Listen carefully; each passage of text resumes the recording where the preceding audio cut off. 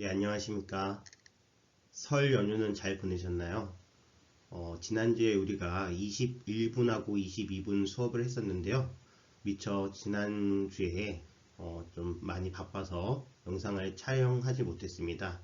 오늘 이번 주에 제가 예고해드린 대로 정초 살림 기도로 불광사에서 수업을 제가 못하게 되는 관계로 기도 때문에요. 이번 주에 21분하고 22분을 촬영해서 올리는 건데요. 오늘은 이제 각 한 분씩 공부하는 것이 아니라 내용이 길지 않기 때문에, 그리고 앞에 내용이 반복이 좀 있기 때문에요. 21분과 22분을 다 공부하도록 하겠습니다. 네, 21분의 제목은 비설 소설분입니다. 설했으나 설하지 않음. 내용을 읽어보도록 하겠습니다. 수부려, 그대는 열애가 나는 설한 법이 있다는 생각을 한다고 말하지 말라. 이런 생각을 하지 말라. 왜냐하면 열애께서 설하신 법이 있다고 말한다면 이 사람은 열애를 비방하는 것이니 내가 설한 것을 이해하지 못했기 때문이다. 수보리여, 설법이라는 것은 설할 만한 법이 없는 것이므로 설법이라고 말한다. 그때 수보리 장로가 부처님께 여쭈었습니다. 세존이시여, 미래에 이 법 설하심을 듣고 신심을 낼 중생이 조금이라도 있겠습니까? 부처님께서 말씀하셨습니다. 수부리여, 저들은 중생이 아니요 중생이 아닌 것도 아니다. 왜냐하면 수부리여, 중생이라고 하는 것은 열애가 중생이 아니라고 설하였으므로 중생이라 말하기 때문이다. 네, 이것이 바로 21분 비설소설분의 내용입니다. 내용을 구체적으로 더 살펴보도록 하겠습니다. 우선 우리 또 이 21분에서도 나오는데, 우리가 금강경 특유의 어법에 대해서 다시 한번 생각을 해봐야 됩니다. 그것을 사자성어로 만든다면 즉비시명이라고 이야기할 수 있습니다. 지금 밑에 예가 하나 나오죠. 네, 바로 이렇게 씁니다. 소원 일체법자 즉비 일체법 시고 명일체법이라고 얘기합니다. 그것을 해석해 본다면 일체법이라고 말하는 것은 일체법이 아니기 때문에 고로 이것 때문에 일체법이라고 이름한다, 명한다 라고 해석할 수 있습니다. 이것을 구체적으로 어떻게 설명할 수 있느냐?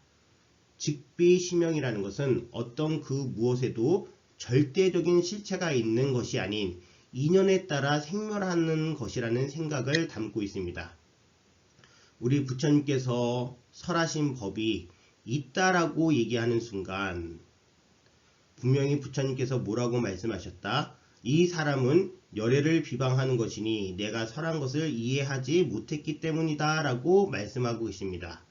이것은 결국엔 무엇이냐? 바로 부처님께서 설하신 것도 바로 인연에 따라서, 즉 어떤 원인이 있고, 그러니까 설해야 되는 이유가 생기고 조건이 생겼을 때 그거에 합당한, 그거에 맞는 방편적으로 설하신 모든 것들에 대해서 우리는 그것이 있는 것이다, 항상 있다, 이것은 실체적으로 변하지 않는다라고 생각하는 것은 여기 나와 있는 것처럼 열애를 비방하는 것이거나 또는 열애께서 설하신 것을 이해하지 못했다라고 이야기할 수가 있습니다. 따라서 이렇게 말씀하시죠. 수보리여, 설법이라는 것은 설할 만한 법이 없는 것이므로 설법이라고 말한다. 제가 이걸 항상 수업 시간에 이렇게 얘기합니다. 외연의 확장. 외연이라는 것은 넓이라고 생각할 수 있습니다. 우리는 어떤 것을 한계를 두고 생각합니다. 건물이라는 공간 또는 시간이라는 제약적 순간. 그런데 이 시간적인 외연도, 공간적인 외연도 확장을 하게 되면, 즉 어떤 한계를 두지 않는다면 무한한 공간이 되고 무한한 시간이 됩니다. 그럼으로써 모든 것들은 인연에 따라서 만났다가 인연에 따라서 사라지게 됩니다. 그것을 한 글자로 줄여서 얘기하면 바로 공이라고도 얘기할 수 있습니다. 따라서 즉비시명이라고 하는 것 또는 금강경 특유의 어법을 통해서 우리는 어떤 고정된 실체가 있다라는 것, 또는 그것을 어떤 상, 아상, 인상, 중생상이라고 하는 것, 또는 리미따라고 하는 대상에 대한 어떤 표상, 그리고 락샤나라고 하는 어떤 수행의 실체가 있다라는 생각에서 벗어날 때만 보살이 될 수 있는 길을 열 수가 있는 겁니다. 그래서 우리는 이러한 금강경 특유의 어법에 대해서 익숙해질 필요가 있습니다. 언어도단, 심행처멸이라는 말이 있습니다. 언어로서는 설명할 수 있는 한계가 있습니다. 의식작용, 심리작용으로는 분별을 했을 때 한계가 있습니다. 우리 부처님 공부는요, 넓은 바다, 깊은 바다와 같습니다. 그냥 빠져들면요, 거기에 함께 녹아서 옛날에 루시아 시인이 쓴 소금인형이라는 아마 시가 있을 거예요. 거기에 소금인형이 바다에 들어가는 순간 바다가 되는 것처럼 우리가 불법에 들어갔을 때, 그 넓은 바다, 대해에 들어갔을 때 바로 불법과 조 만나게 되는 겁니다. 언어로 설명을 하려고 그러고 규정을 내리려고 하는 순간 거기에는 한계가 있고요. 분별의식으로 그것을 판단하는 순간 거기에도 한계가 있습니다. 이런 말이 나오죠. 피비중생, 비불중생. 그 전에 무엇이 나오느냐, 이런 말이 나옵니다. 그때 수보리 장로가 부처님께 여쭈었습니다. 세존이시여, 미래의 이법 설하심을 듣고 신심을 낼 중생이 조금이라도 있겠습니까? 부처님께서 말씀하셨습니다. 수보리여, 저들은 중생이 아니요 중생이 아닌 것도 아니다. 만약에 부처님께서 지금까지 금강반야 바라밀경에서 설하신 이 내용을 듣고서 신심을 내는 분이 있다면 바로 이들은요, 그냥 중생이라고는 얘기할 수가 없습니다. 우리가 보살이라는 분들, 볼이 살타입니다. 이것을 해석을 하면 깨달은 중생 또는 깨달음을 위해서 열심히 수행하는 중생을 얘기하기 때문에 이미 중생 이상의 존재분들이죠. 존재들입니다. 그래서 저들은 중생이 아니요 중생이 아닌 것도 아니다 라고 이야기할 수 있을 뿐만이 아니라 뒤에 또 나오죠. 왜냐하면 수불이여 중생이라고 하는 것은 열애가 중생이 아니라고 설하였으므로 중생이라 말하기 때문이다. 이것도 아까 전에 직비 심형이랑 맥을 같이 합니다.